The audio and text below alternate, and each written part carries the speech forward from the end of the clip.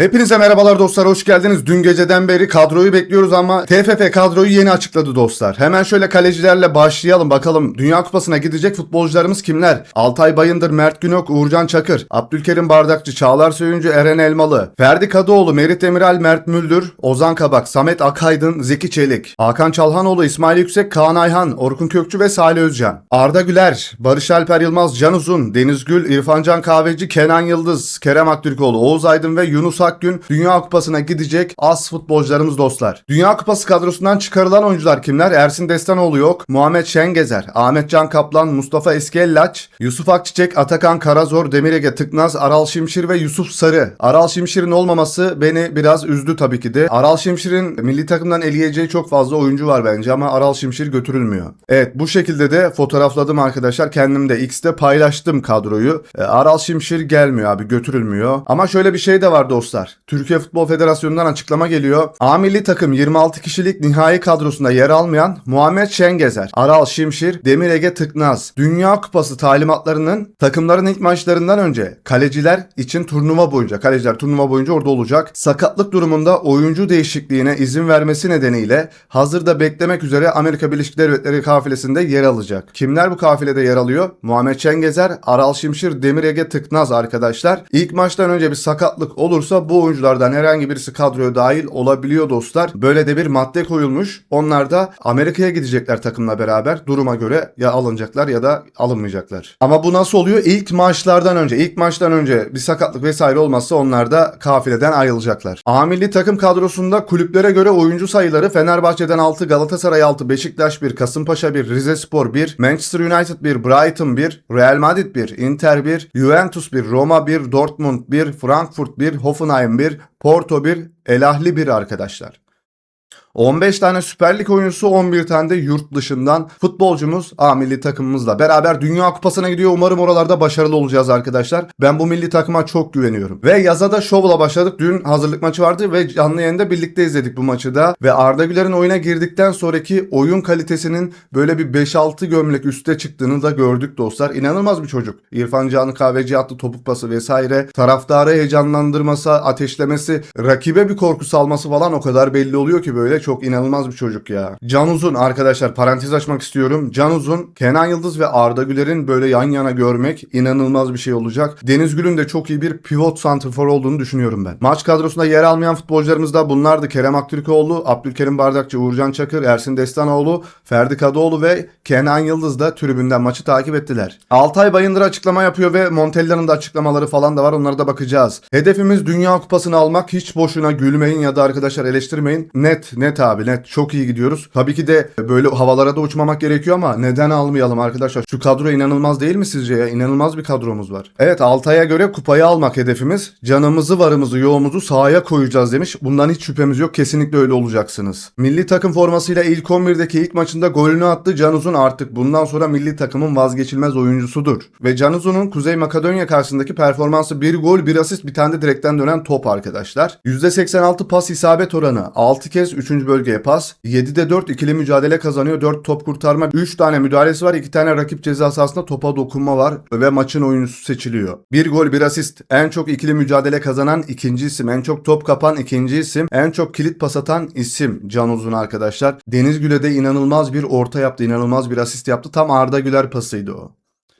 Frankfurt'ta Can Uzun'u tebrik ediyor arkadaşlar. Attığı golden dolayı çok fazla değerlenecekler. Allah'ım sakatlık kaza bela vermesinler. Dünya Kupası'nda inanılmaz arkadaşlar değer katacaklar değerlerine. Türkiye Kuzey Makedonya maçının en iyi oyuncusu 8.9 reytingle Can Uzun oluyor arkadaşlar. Evet, kesinlikle inanılmaz bir futbol oynadı o da. Dostlar, milli takım videolarına da destek verirseniz çok sevinirim. Real Madrid videolarına nasıl böyle 1000 like atıyorsanız bence buna da 1000 like atarsınız diye düşünüyorum. Şimdiden teşekkürler. Can Uzun maçın en yüksek reytingli oyuncusu oldu dedik. 9.1 yazmış burası da. Diğer oyuncularımız da bu şekilde aldılar reytinglerini. Saç ve toka muazzam yakışmış. Dünya Kupası'na damga vuracak. Evet, bir stil çok önemli diyoruz arkadaşlar. İyi futbolun dışında görünüm de önemli oluyor. Böyle Dünya Kupası'nda böyle dikkat çekici oluyor. Değere değer katıyor. Bak, yanlış anlamayın dediğimi, gerçekten saç maçla böyle bir oyuncu, aha bu oyuncu falan diyebiliyorsunuz. O yüzden önemli bence. Yine Can Uzun'dan görüntüler arkadaşlar. Fizik gayet yerinde. Arda Güler'in Makedonya karşısındaki performans performansı 28-30 dakikada olsa Arda Güler izlemek yine büyük keyif verdi bizlere. 37 kez topa dokunuyor, 21'de 20 pas isabeti %95. 3 kez 3. bölgeye pas atıyor. 2 tane kilit pas, 2 tane şans yaratma var arkadaşlar. 8 orta 2 şut, 2 kez faul yapılıyor, 2 kez kazanılmış ikili mücadele. Bir tane topu geri kazanıyor, geri döndü. Onu izlemek bir keyif. Özel bir stadyumda özel bir geceydi. O da eski takımının stadyumunda, Fenerbahçe stadyumunda arkadaşlar maça çıktı. Çok güzel oldu. Arda Güler'den yine pozlar ve takımın beyni olarak paylaşıyorlar. Kesinlikle takımın beyni. O girince oyun çok farklı bir şey oluyor arkadaşlar. Arda Güler'in şut öncesi çekilmiş fotoğrafları, taraftar da her topu ayağına aldı da şut çek diye bağırıyordu. Türkiye'nin Dünya Kupası'nı kazanma ihtimali belli oldu. Opta %0,9. Aynen kardeşim, biz ne oldu, gitmiyoruz mu Dünya Kupası'na? Nasıl bu kadar az veriyorsunuz? Ülkelerin Dünya Kupası'nı kazanma ihtimalleri: İspanya 16.1, Fransa 13, İngiltere 11.2. Şimdi şöyle bir şey diyeyim. Türkiye'ye 0.9, 21. sıraya koymuşlar bizi. Biz Belçika'dan da iyi bir takımız. Norveç'ten de, Hollanda'dan da arkadaşlar. Hatta şuradaki birkaç takımdan da bence iyiyizdir. Bu kadar küçük görmeyelim, bu kadar ezik görmeyelim kendimizi. Çünkü gerçekten iyiyiz arkadaşlar.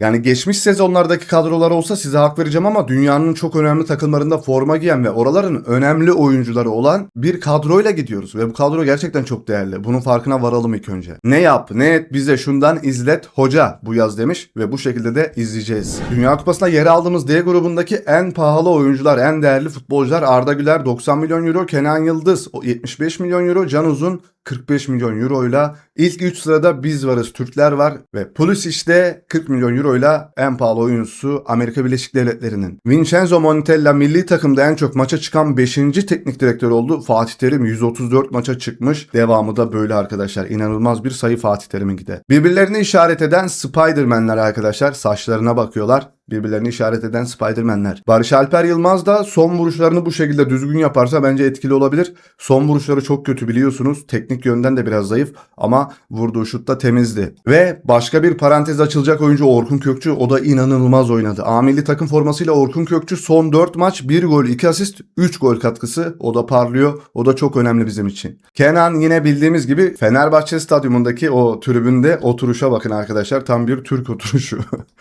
900. golümüzü kim atıyor arkadaşlar? Deniz Gül atıyor. 800. golümüzü Kerem Aktürkoğlu, 700'ü Selçuk, 600'ü de Arda Turan atmıştı. Devamı da bu şekilde arkadaşlar. Deniz Gül'ün attığı gol 900. gol oldu arkadaşlar. Onu da tebrik ederiz. Güzel bir kafa golüydü. Can Uzun'dan yine görüntüler arkadaşlar. Çok başka duruyor. Arda'nın ailesi de maçı izlemeye geldi. Annesi, babası, kız arkadaşı, kız kardeşi hepsi oradaydı. Eren Elmalı'nın tedbir amaçlı hastaneye götürüldüğü açıklanmıştı arkadaşlar. Çok erken bir oyuncu değişikliği oldu. Kafasına aldığı darbeden sonra Kuzey Makedonya maçının ilk devresinde başına darbe alan Eren Elmalı tedbir amaçlı ambulansla hastaneye götürülmüştü ama durumunun iyi olduğu da açıklandı. TFF'den açıklama geldi. Eren Elmalı'nın hastanedeki kontrolleri tamamlanmış olup sağlığında herhangi bir problem bulunmamaktadır diye açıklamada geldi. Geçmiş olsun ona da.